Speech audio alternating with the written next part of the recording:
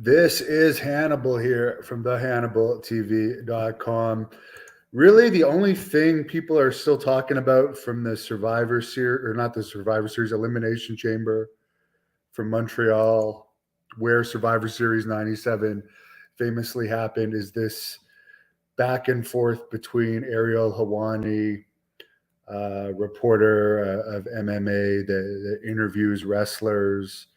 I guess he has a connection with Tony Khan, WWE president, who was his agent at one point. Not sure if he still is.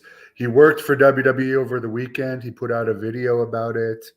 He was supposed to only do a voiceover, but he ended up appearing on SmackDown, appearing on their YouTube channel, and then doing something with GSP and Zayn on the actual pay-per-view. Tony Khan took some shots at him.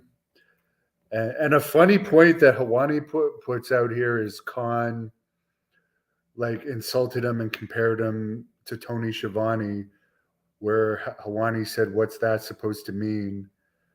Because Tony Schiavone is actually a legitimate sports reporter in the Atlanta area of real sports, and he also works for you. So why insult him by comparing him to one of your own reporters?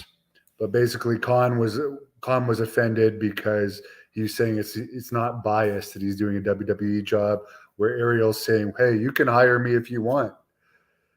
I would find it shocking if Tony did hire him for something, because he also called Tony a snowman in this tweet that he put out a couple days ago. And then in this video, the whole reason I watched it, because I wanted to see if he would elaborate on why he called Tony Khan a snowman, because that insinuates cocaine use. And he didn't actually directly say anything about that. All he said that there was some weird stuff that went on during his interview with Tony, which I think happened before Dynamite came to Toronto, that he could have gone, and he didn't fully go there. So who knows what he saw and what he didn't saw. But yeah, laughing at that. I mean, it's funny that they didn't use Ariel in the quote unquote press conference, where no one asked any real questions, such as asking Triple H, "Hey, Triple H, why do you think that was such a great move to make Sammy lose, pretty much killing how over he's going to be going forward?" But whatever. It'll be interesting to see if Cody Rhodes is booed tonight at the Raw in Ottawa, since Cody Rhodes is going to be the one that probably gets the title. By the way, I have a few friends there. They have the top section blocked off on the non-hard camera side. There's actually curtains on it. So while they do have a good crowd, it's the first TV taping in Ottawa since 2016. It's not full. That arena holds, I think, 19 or 20,000. I think there were 7,000 the last time I read Meltzer reporting on it, which was last Friday. So there'll probably be 7,000 or 8,000 people there. Tom, last time, by the way, that Raw came to Ottawa was in 2001, and they had over 12,000. But Austin was there, and Rob Van Dam, and it was a better time for wrestling. Tom says, "Did I get a workout in today?" Yes, I did. I got a really long workout in today. Alberto, thoughts on Tony Schiavone? I'm a WCW fan, so I like the WCW guys. Could I beat Logan Paul? I'd have a better chance in MMA than boxing. But would I fight him? Yes, because everyone that fights him makes a hell of a lot of money.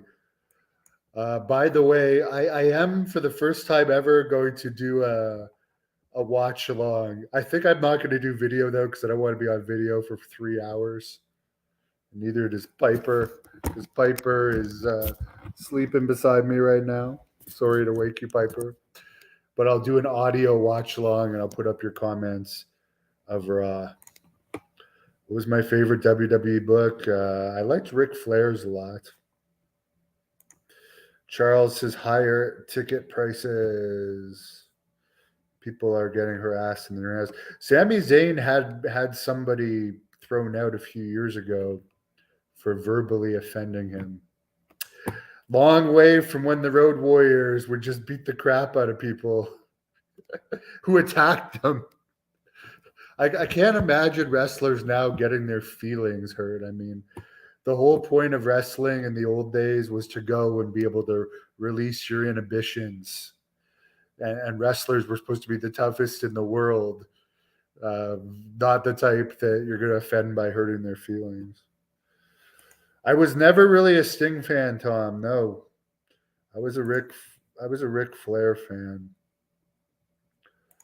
Do I think Dana White could beat Logan in MMA? I really don't know.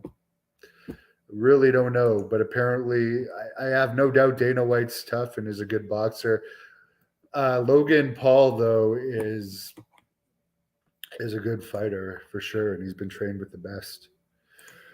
JFA, there's a paranormal interview tomorrow at 7 p.m. on this channel. Friday at 10, Typhoon. Thursday at 7, Alan Funk. There's going to be an Ahmed Johnson interview in March. Sid, I've been talking to lately. He's going to be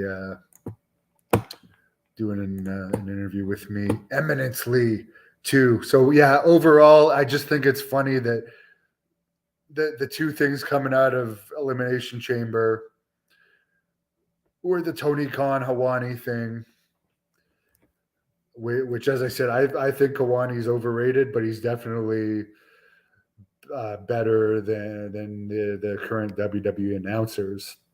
So he would be. I mean, if he was interested, I would hire him. To be perfectly honest with you, and I do admit he's more popular than me. He's had way more opportunities than me, and has been doing it longer than me. But one day I will be better known. But I watch his interviews. I don't hate him, and I admit he's way more popular than me. He's worked for UFC.